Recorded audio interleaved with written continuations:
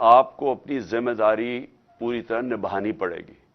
یہ جو پاکستان میں ہو رہا ہے، یہ جنگل کا قانون، یہ وہ بن گیا ہے پاکستان میں جنگل کا قانون، اور آپ کے سامنے ہو رہا ہے کہ سارے چور اوپر آ کے بیٹھ گئے ہیں. اور جو لوگ کیمپین کر رہے تھے، یعنی میری طرح کے آدمی جس نے اپنی زندگی کے 26 سال صرف انصاف کی تحریک میں لگائے، کہ کہتا 26 سال سے کہہ رہا تھا کہ عدلیہ کو آزاد ہونا چاہیے، جیل میں گیا اس کے لیے. 26 سال سے میں کہتا گیا کہ یہاں رول آف لا ہونا چاہیے.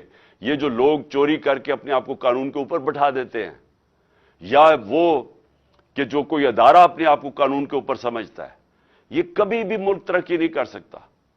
اور یہ میں نے پوری میری یہ 26 سال کی یہ میری جدوجہد تھی. اور 3.5 سال جب میں گورنمنٹ میں بیٹھا تھا تب بھی میں اس کے اوپر پورا جدوجہد کرتا گیا. جب میں کہتا گیا کہ میں این آر او نہیں دوں گا. این آر او کا مطلب کیا ہے؟ این آر او دینے کا مطلب یہ ہے کہ آپ وہ لوگ جنہوں نے پبلک کا پیسہ چوری کیا ہے، آپ اپنی کرسی بچانے کے لیے، کیونکہ وہ آپ کو بلیک میل کر رہے ہیں، آپ ان کو معافی دے دیں، جو جنرل مشرف نے کیا تھا اور اس بار جنرل باجوہ نے کیا.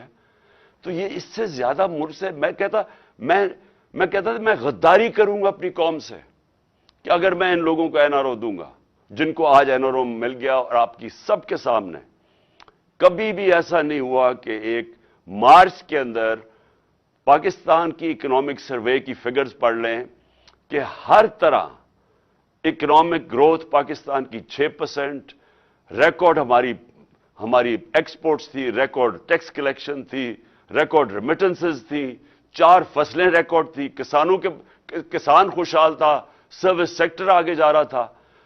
مارچ سے آج دیکھیں پاکستان کا حال کیا ہے.